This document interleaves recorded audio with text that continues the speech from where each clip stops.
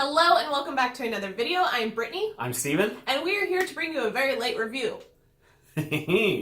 Sorry, hope you're still interested. Today we're talking about Spider-Man Into the Spider-Verse, which I was really excited about. I think when this first got introduced, I mentioned it to you, and you were like, meh, and I was like, this sounds amazing, and then the trailer came out, and then you got on board.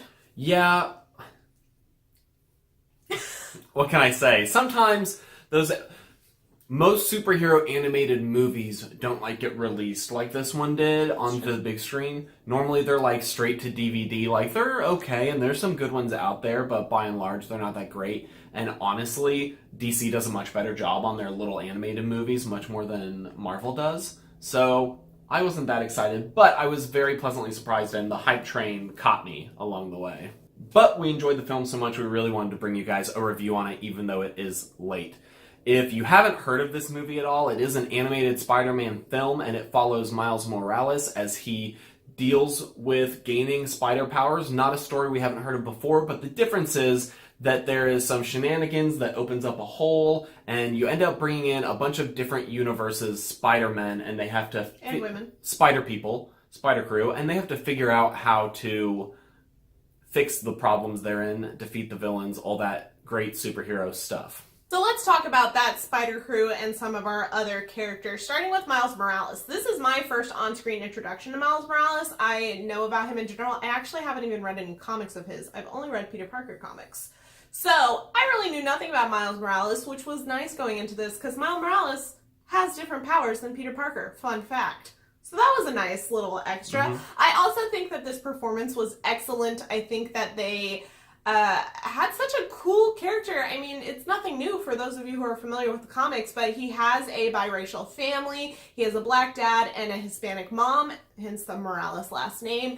And he is a kid from the Bronx, correct? I believe so, yes. I believe he's from the Bronx, but he's going to school at a preppier area. And you kind of have this one foot in each world kind of dynamic going on, which was a lot to throw into this film, which was very jam-packed with a lot of things, but I think it worked really well.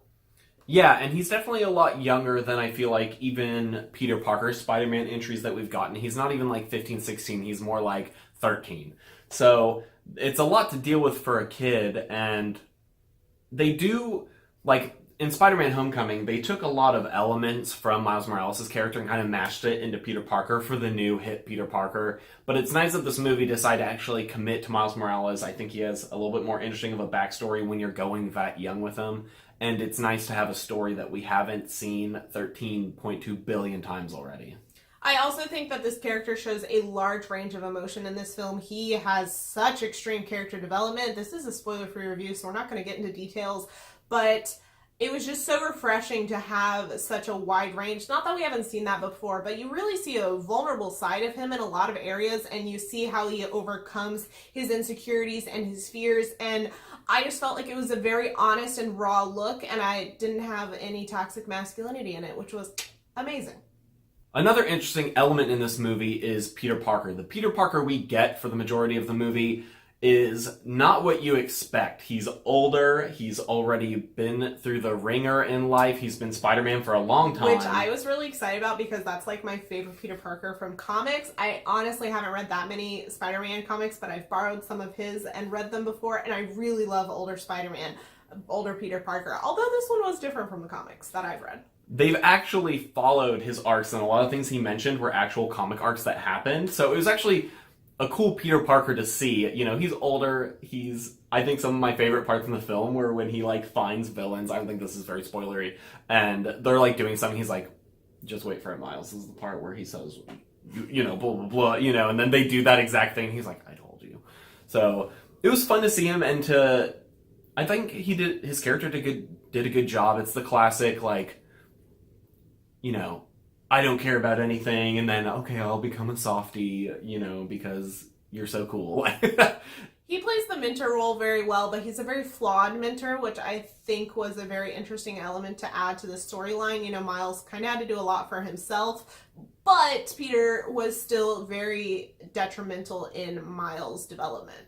Along with Miles Morales and Peter Parker, we have 4 other Spider characters in this film, so we definitely wanted to touch on each of those and how they played into this film. Gwen Stacy was definitely the more prominent one out of the 4. She definitely has a lot more to do with the plot and with Miles Morales' character development, and I loved her so much, and I would just like to disclaimer that I had this hair before we saw this movie. Gwen was such a great, refreshing character, and it was really nice to have a couple of girls on this team, as we have typically only seen male Spider-Mans, which that is the original, so I get it. But I know that Gwen Stacy turns into Spider-Gwen at some point, and all of the Gwen Stacys we've ever had in films has never led to that, and it's made me sad. So I'm really glad we finally got to get that, and she actually had some interesting backstory in her own universe that I wasn't aware of. I don't know if it's comic accurate, but it was really interesting, and I really liked it, and she was just a very cool character. And then you also have Spider-Man Noir, who is voiced by Nicolas Cage. Surprise. Yeah, and I mean, he's cool, he's funny, he's noir. I think his character is mostly there for, like, Comic fun. relief, yeah. And that's okay, because that's all you need Nicolas Cage for nowadays. And he was good, I enjoyed him. We also have Penny Parker, which is, I believe, is it the Japanese version of Spider-Man? So Penny is a female character, and she has a robot skeleton type situation that the spider didn't bite her, but it inhabits this shell that she goes into, and they kind of work as a tag team, and it was so fascinating, and I want a whole movie around it. Yeah, her backstory was actually pretty It was interesting. real cool. And then you have Spider-Ham, Spider-Pig, and he was pretty funny. It was just, hilarious. He's a Looney Tune in a normal. It was very Space Jam in the Looney Tuning the normal world, and I think that it was just a fun element. I was just really impressed with how, for the entire Spider crew, everyone had their individual backstories, and they actually showed you those backstories in very clever, funny ways that didn't feel like it bogged down the plot for having so many characters in this film. And I felt like they all got a fair amount of characterization, and it was really enjoyable to watch. I also think that they all played off each other very well. They meshed well with still having their unique identities and their unique backstories. It didn't get muddled at any point. I felt like I was very surprised by how well they balanced all these characters that have such drastic differences to them. They're literally from different universes, so they don't even have same animation styles and things like that. It was meshed together so well. And we also had Aunt May involved with the Spider Crew as well, and she was like basically like a Q, James Bond style, for the Spider Crew, and it was delightful. I also really liked the focus of this film on Miles' character, and specifically how he interacts with his family. He struggles a lot to connect with his father, who is a cop and who hates Spider-Man, and between his mom and his uncle, and each of these characters was just, you know, put out there in a very interesting way, and I felt like they really helped Miles' character grow, and the relationships were interesting and they're dynamic. Along with multiple spider people in this film, we also have multiple villains. We have the main one, which is Kingpin, but we also have a few other ones as well, which I'm not going to get into because they are spoilery. But I really enjoyed having this multiple villains. Obviously, Kingpin was the main focus, and he was kind of, you know, the main showdown character, but we got some other ones, which if you've seen any other Spider-Man films, especially originals, you might see some familiar faces. There were also some new faces of villains, which was very interesting to me, someone who's not overly familiar with the comics, and I thought that they all played off each other really well and were interesting. I think the scariest thing that I thought of when hearing about a Spider-Verse movie was just that it sounds like a disaster because there's so many moving parts and so many characters. We just described to you like 7 different spider people and other characters, Miles' family, all the villains. Like, there's so much going on in this movie, and I felt like it was a very coherent movie to, you know, in spite of that. They managed to keep all of their pieces in their correct position and move everything in a satisfying way. And I was very impressed with how nuanced this plot managed to be, and sometimes dark. Like, as an adult watching the film, it didn't feel like a kid's movie throughout. There's a lot of, you know, intense sequences and things that you wouldn't necessarily always expect in a kid's film. I also very much appreciate that there was not a romance plot in this. Made me happy. Besides the characters and the well balancing of the plot and characters involved in this film, I think the absolute standout thing about this movie is the animation style. It's incredibly unique. I know that multiple animators worked on this. It wasn't like one overarching animator and then a few fringe ones. Like, it was multiple crew working on this, and I really felt like it had the essence of comic books in it. Like, there's a part where you get the little text bubbles that you have in comic books, but it doesn't happen until like a key event happens that makes sense with that. And it just literally felt like somebody put a comic book and put it on screen, and it was awesome. And I would love more movies like this. I think that especially if you are a fan of the comic books or Spider-Man in general, this movie is like the biggest treat. Sometimes with Marvel, like MCU films, they add a couple little things here and there as treats for people who like have read the comics or know a little bit more, or little, visual teases to things from the comics. And this film like throws all of that out the window and instead just decides to blast you with so many things all at once.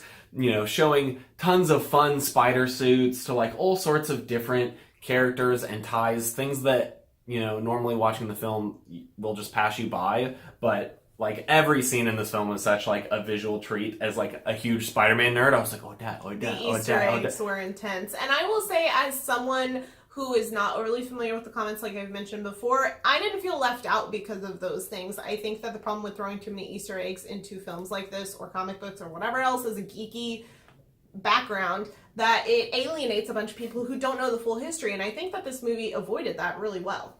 Yeah, and I still think they managed to stay really true to the comics that they drew from, especially with the characters and the universes that those characters come from and how they all play together. They really managed to capture the essence of Spider-Man and what that is like, and what the Spider-Verse in the comics event is like as well. It was cool. So I believe, since this movie, I think, did fairly well box office wise, we are going to get additional movies in this franchise. I'm really hoping we do. If you haven't seen it yet, please go throw more money at it so they will make more. So far what we know about potential sequels is we definitely know of a direct sequel that I believe is already in the works. And we also know about a potential spin-off, which would include all the Spider Ladies, which I am so excited about because Jessica Drew is one of my favorite Spider people ever, and I would love to see her on film. So like we said before, we were very blown away by this movie. It ended up being one of my favorites of the year, one of my favorite superhero films in a year filled with some very good superhero films like Infinity War. It holds its own in quality and was very surprising with the amount of heart and dedication and inspiration it seems like this film came to the table with. And we highly recommend you go see it. It was awesome for us.